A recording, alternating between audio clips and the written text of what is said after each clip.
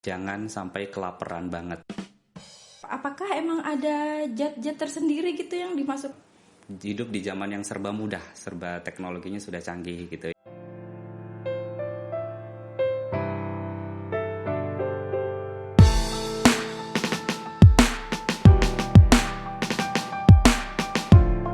Assalamualaikum warahmatullahi wabarakatuh. Kembali lagi bersama kami di podcast Take a Break, Rumah Sakit Dr. Kanujaso Jatiwibowo. Perkenalkan, saya Rizka Amelia Sapitri, mahasiswa Poltekkes Kemenkes Kaltim, jurusan Promosi Kesehatan, selaku pemandu host pada hari ini. Di sini saya ditemani bersama Kakak Sabut Syamsun Niam. Nah, boleh dong Kak disapa dulu nih teman-teman yang lagi nonton di rumah. Assalamualaikum warahmatullahi wabarakatuh. Selamat pagi rekan-rekan semua. Gimana kabarnya? Sehat. Kak Niam, kabarnya gimana? Alhamdulillah sehat juga. Nah, hari ini kan Kak kita lagi memperingati Hari Pangan Internasional nih di tanggal 16 Oktober 2023. Nah, kebetulan kita hari ini bakal ngobrol banyak seputar pengaruh makanan cepat saji terhadap kesehatan remaja milenial. Nah, mungkin kalau ngobrolin secara umum nih Kak ya, lagi rame nih zaman sekarang yang fast food, yang pokoknya yang instan-instan gitu Kak ya. Mungkin boleh nih Kak dikasih tahu teman-teman yang di rumah secara teori nih makanan cepat saji itu seperti apa sih Kak?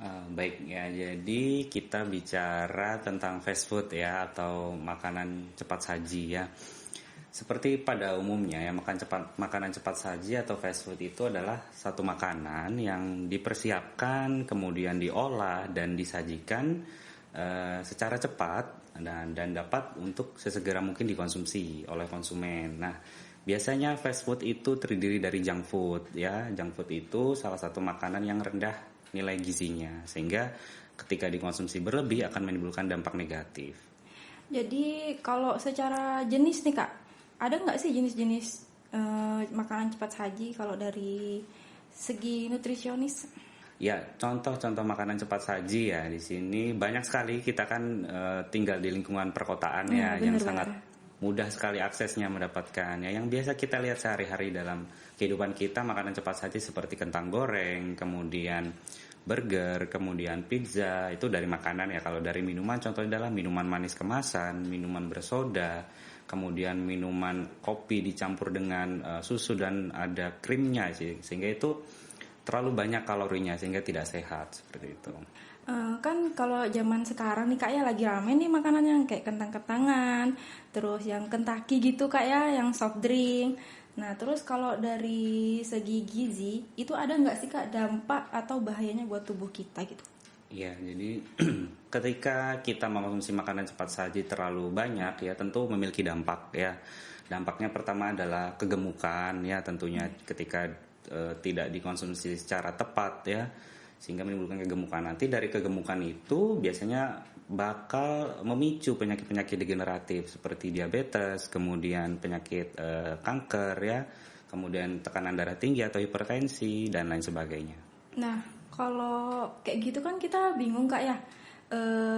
Biasanya kalau dah terlanjur nih sering konsumsi makanan cepat saji atau yang instan gitu kan kita ketagihan Kak ya.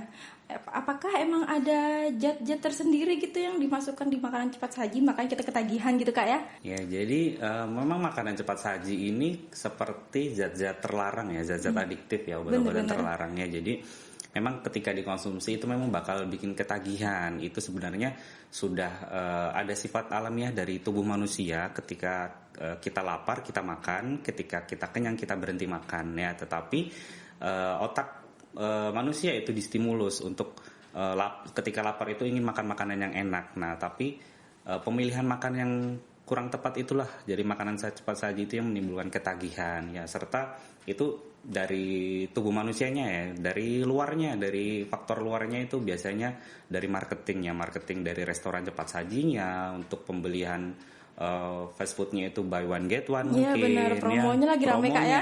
Jadi bisa juga pakai aplikasi tertentu yang potongannya lebih besar, kemudian juga mungkin ada idolanya remaja-remaja itu yang bekerja sama dengan makanan. Jadi tujuannya bukan beli fast food, dapat merchandise-nya biasanya benar. Gitu seperti itu. Mungkin juga kali Kak ya, budaya zaman sekarang khususnya nih teman-teman di rumah yang mungkin anak kos Kak ya. maunya ya udah sih lapar yang cepet-cepet aja lah gitu Kak ya, mungkin Kak ya kalau makanan cepat saji ini. Nah terus tuh kalau konsekuensi buat resiko jangka panjangnya Kak dari kita konsumsi makanan cepat saji itu seperti apa sih Kak? Ya, konsekuensi jangka panjangnya tentunya pasti kegemukan ya, ketika sebenarnya dari kebutuhan nutrisi kan yang dibutuhkan itu ada makro dan mikronutrien ya, ada karbohidrat, protein, lemak, kemudian beberapa vitamin dan mineral yang dibutuhkan tubuh. Nah, ketika makanan atau nutrisi penting itu tidak didapatkan dari makanan fast food, maka akan mengganggu kesehatan ya. Ketika fast food mengandung banyak karbo, tepung, gula, minyak, itu akan menimbulkan kegemukan ya, apalagi dikonsumsinya secara berlebihan seperti itu. Dari kegemukan juga bisa menderita nanti jangka panjangnya udah pasti macam-macam penyakitnya ya. Mulai dari diabetes ya, karena sekarang diabetes itu tidak menyerang orang-orang keturunan aja, tidak hanya bersifat genetik tapi bisa juga mengenai remaja ya, termasuk penderita hiperkolesterol atau meningkatnya kadar kolesterol dalam darah. Jadi kalau dulu kan hanya orang-orang tua ya yang istilahnya menderita kolesterol tinggi, tapi sekarang anak-anak muda ketika tidak seimbang asupan nutrisinya itu maka kan bisa terkena hiperkolesterol juga. Iya benar, soalnya kan kemarin ada juga nih Kak kasusnya tuh yang remaja 14 tahun ya meninggal karena diabetes. Nah setelah dicari tahu nih ternyata emang nggak punya faktor keturunan, terus ternyata karenanya dari faktor resiko yang selama ini gaya hidupnya mungkin pola makannya tidak baik, sering mengkonsumsi soft drink, Ya, junk betul food sekali. gitu, benar. Nah terus tuh kalau dari segi gizi nih Kak, di fast food atau makanan instan tuh gizinya sebenarnya ada aja atau kelebihan atau gimana sih Kak Ya, sebenarnya? dari fast food ya, sebenarnya fast food itu ada yang memang sehat, ada yang memang kurang sehat ya. Kalau dari yang kurang sehat ya itu kandungannya, saya bilang di awal tadi adalah mereka atau makan makanan cepat saji atau junk food itu dia memiliki kandungan nutrisi sebenarnya, tapi kandungannya sangat rendah dan hanya didominasi pada kandungan nutrisi tertentu, seperti makan makanan yang cenderung lebih banyak tepungnya, itu dominasi karbohidratnya ya. Makan makanan yang manis ya, itu dominasi dari gula, atau minuman manis itu dominasi gulanya. Kemudian dari lauk-lauknya yang tadi bahannya dari produk beku ya, itu proses food ya, makan olahan biasanya cenderung lebih banyak MSG atau pengawet serta lemaknya, seperti itu. Oh jadi sebenarnya tuh ada aja Kak ya kandungannya tapi tidak memenuhi standar, Iya, benar ya? betul sekali. Terus gimana ya caranya kita ngurangin konsumsi makanan cepat saji gitu? Baik, tipsnya ya, sebenarnya ini tips-tips ini bisa kita terapkan tidak hanya di rumah ya, tapi dalam kehidupan sehari-hari saat mungkin sekolah atau kuliah dan lain sebagainya. Tapi kan zaman sekarang nih Kak, kalau kita ke restoran yang cepat saji itu maunya nih bukan di jam selingan, maunya pas di jam makan utama, misal di jam makan siang gitu Kak ya. Tips dari Kakak mungkin caranya menghindari hal-hal seperti itu, kita makan bukan di tempat jamnya gitu. Oke, pertanyaan bagus ya. Gimana kalau pengennya itu di jam makan utama, seperti jam makan siang ya, mungkin ya jam makan siang, jam makan malam ya. Nah, tentunya tipsnya yang cuma satu sebenarnya, jangan sampai kelaparan banget.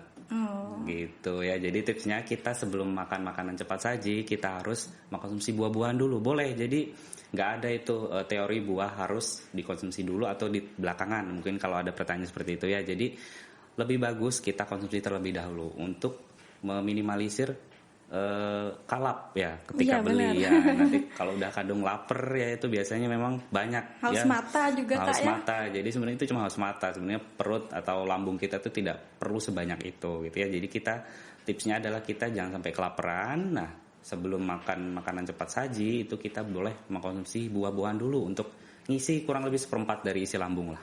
Jadi biar nanti nggak kalap ketika makan makanan cepat saji seperti itu. Terus kalau biasanya nih Kak, saya sering ngeliat di platform media gitu kan, banyak yang bilang kalau makanan cepat saji ini berpengaruh kalau kita konsumsi di malam hari, katanya bikin cepat gemuk. Itu benar nggak sih Kak? Ya, ada benarnya juga ya. Kenapa pada malam hari itu kita tidak dianjurkan mengkonsumsi makan-makanan yang terlalu berat ya. Sebenarnya boleh makan ya. Stop makan itu lebih baik di jam 8 malam. Ya, jadi stop makan berat di jam 8 malam. Itu tujuannya apa? Kita lihat dari faktor yang pertama adalah ketika malam hari kita sudah tidak beraktivitas ya, dan berkurang aktivitas, tidak seaktif di pagi dan siang hari ya. Ketika kita tidak beraktivitas atau berkurang aktivitasnya, otomatis pembakaran kalori dalam tubuh kita itu akan berkurang. Nah, ketika makanan yang masuk terlalu banyak, itu akan menumpuk dan tidak dibakar kalorinya, sehingga itulah yang menyebabkan kegemukan. Memang benar sekali, cuman itu panjang gitu ya, jadi berurutan gitu, ada sebab akibat gitu. Benar-benar, belum lagi kalau aktivitas fisiknya kurang Kak ya, rebahan terus. Iya, apalagi mungkin kalau malam sudah waktunya santai sambil nonton film ya, nonton sinetron, drakor mungkin ya kalau remaja-remaja ya, sehingga apapun itu sambil nonton sambil makan ngemil ya. Jadi kalau ngemil ya seperti itu ya, kalau tidak dikontrol, kelebihan, ketagihan kan sifatnya tadi ya, maka kan menumpuk kalorinya sehingga tidak seimbang pembakaran kalorinya. Seperti itu. Nah, kita kan udah ngobrol banyak banget nih Kak ya tentang seputar makanan cepat saji, khususnya untuk kesehatan milenial zaman sekarang. Nah, ada nggak sih Kak nih yang terakhir nih tips dari Kakak buat teman-teman healthies di rumah, bagaimana nih caranya menanggapi budaya zaman sekarang terhadap kesukaannya yang makanan, tentang makanan cepat saji begitu? Ya, jadi kita lihat dari konteks sisi remaja ya. Jadi remaja kan memang waktu yang tepat saat untuk tumbuh ya. Jadi masa-masa pertumbuhan, kemudian rasa ingin tahunya juga tinggi ya, kemudian sedang mencari jati diri ya, seperti itu. Jadi sebagai remaja memang harus, apalagi di Gen Z ya ibaratnya kalau sekarang ya, generasi Z itu memang hidup di zaman yang serba mudah, serba teknologinya sudah canggih gitu ya. Nah, tipsnya adalah memang sebagai remaja itu harus aware ya, harus sadar apapun dampak bahaya dari makan makanan atau hal-hal yang bersifat negatif di kemudian hari. Ya, itu yang pertama, harus melek. Dan sekarang remaja memang saya sarankan untuk selalu membaca nilai gizi atau informasi nilai gizi. Jadi harus melek. Itu merupakan salah satu pedoman umum gizi seimbang juga. Salah satunya adalah membaca informasi nilai gizi atau membaca label gizi. Nah, ketika sudah membaca, kita tahu nih bahan atau komposisi makanannya apa aja, mana yang baik, mana yang tidak baik ya, mana yang seharusnya dikonsumsi, mana yang tidak seharusnya dikonsumsi, seperti itu ya. Kemudian tentunya harus rajin berolahraga, beraktivitas ya. Jadi boleh tetap nonton drakor, boleh nonton film, tapi harus diimbangi dengan aktivitas yang fisik yang baik ya, yang aktif setiap harinya. Jadi dan jangan lupa selalu berolahraga secara teratur ya. Dan yang terakhir adalah menerapkan yang namanya mindful eating ya. Mindful eating itu adalah sikap seseorang terhadap makanan. Jadi fokus terhadap makanan yang akan dikonsumsi. Ya, jadi kita tidak mencampur adukannya sambil makan, sambil nonton film, sambil makan, sambil main gadget gitu ya. Jadi mindful eating adalah menerapkan diri kita itu pada makanan fokus ya. Jadi fokus pada makanan, mensyukuri makanan itu, dan memilih makan makanan yang sehat untuk dikonsumsi secara terus-menerus ya, yang sehat itu, seperti itu. Nah, jadi begitu sahabat-sahabat dari rumah ya.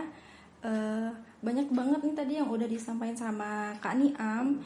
Mungkin khususnya saya pribadi sendiri sih dapat banyak pembelajaran ya dari podcast kali ini. Terima kasih nih Kak ya udah meluangkan waktunya buat sama-sama jadi narasumber pada podcast pada hari ini, khususnya di Hari Pangan Internasional. Mungkin sekian podcast kita pada hari ini. Saya ucapkan terima kasih. Assalamualaikum warahmatullahi wabarakatuh.